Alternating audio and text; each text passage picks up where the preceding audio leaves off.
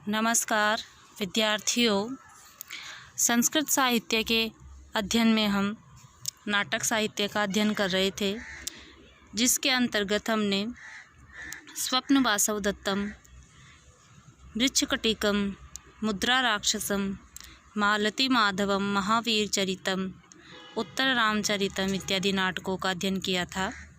आज के वीडियो में हम महाकवि कालिदास द्वारा लिखित प्रमुख 3 नाटकों का अध्ययन करेंगे।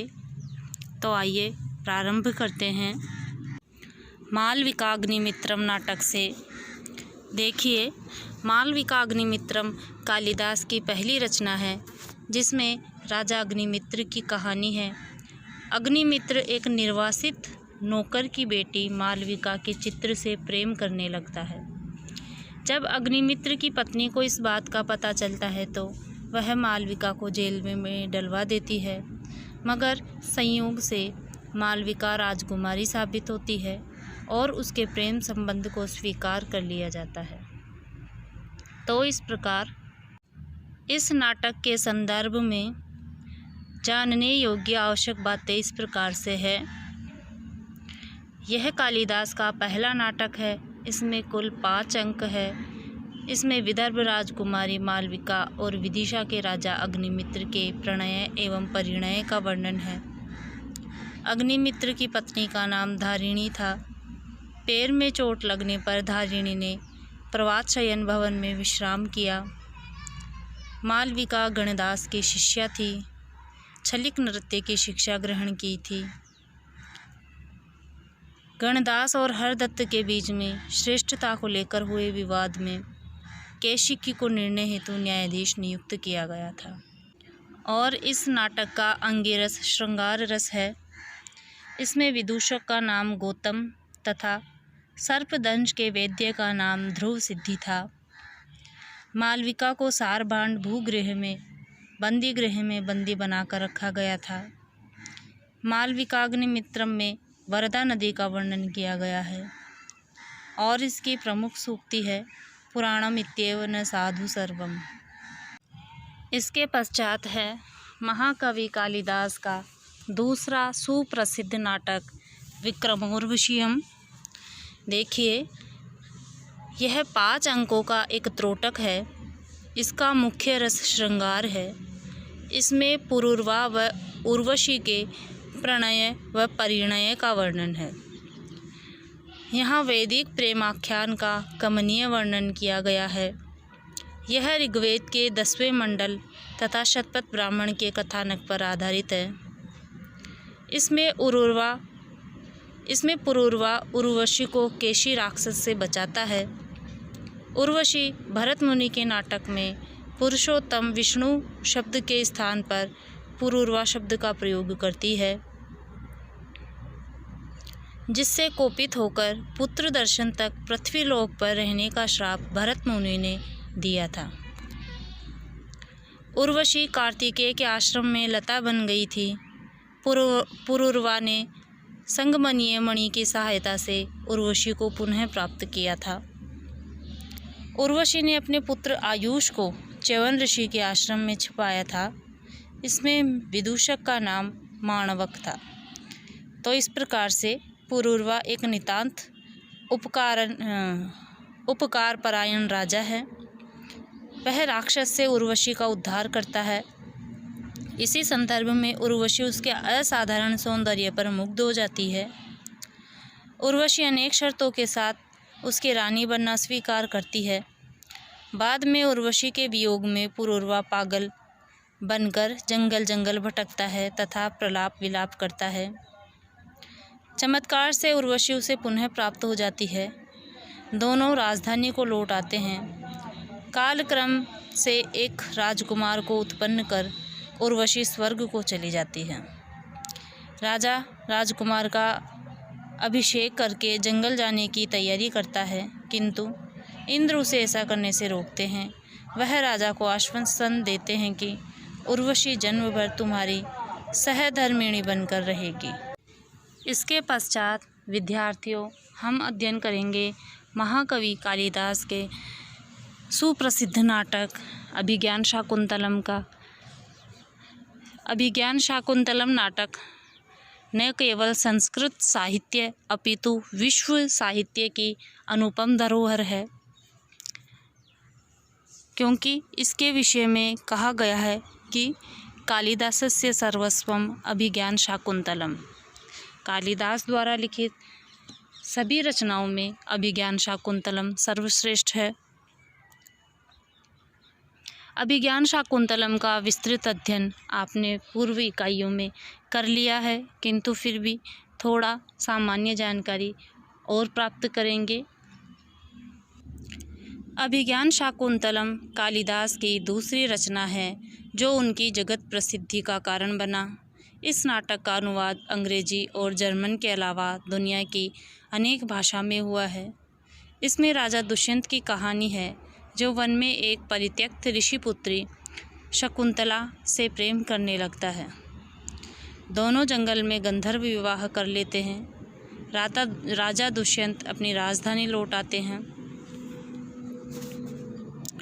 इसी बीच ऋषि दुर्वासा शकुंतला को शाप दे देते हैं कि जिसके वियोग में उसने ऋषि का अपमान किया वहीं उसे भूल जाएगा।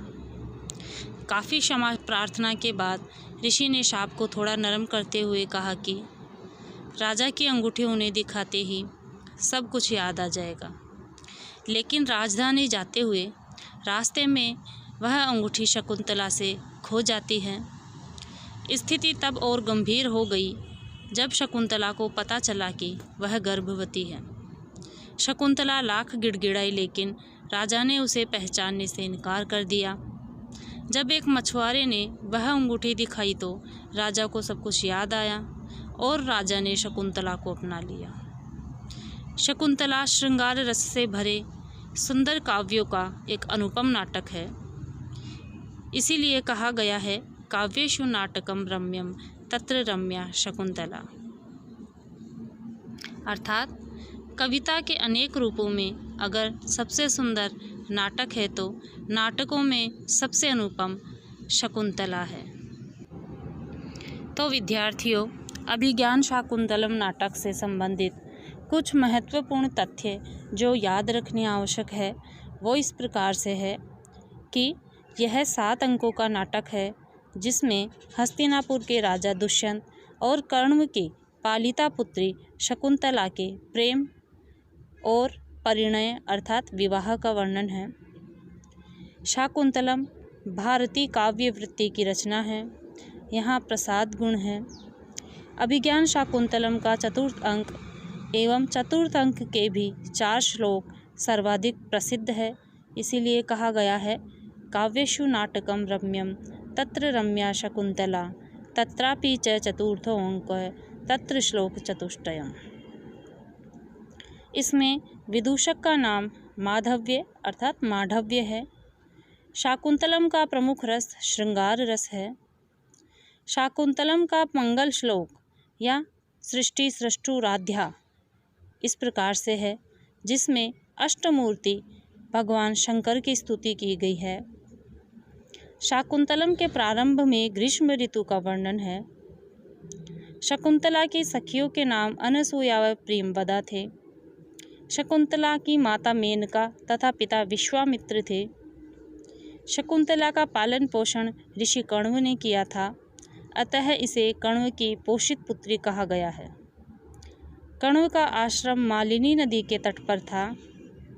मातली इंद्र का सारथी था और ययाति की पत्नी शर्मिष्ठा थी। प्रसन्न राघव नाटक में जयदेव ने कालिदास को कवि कुलगुरु कहा है और जर्मनी के महाकवि गेटे ने अपने काव्य फाउंट में अभिज्ञान शाकुंतलम की प्रशंसा की है। जब शकुंतला हस्तिनापुर दुष्यंत के पास जा रही थी तब शकुंतला की अंगूठी गंगा नदी के शची तीर्थ में गिर गई थी। दुष्यंत से अपमानित होने के बाद शकुंतला मारीच के आश्रम में रही। शकुंतला के पुत्र का नाम सर्वदमन था।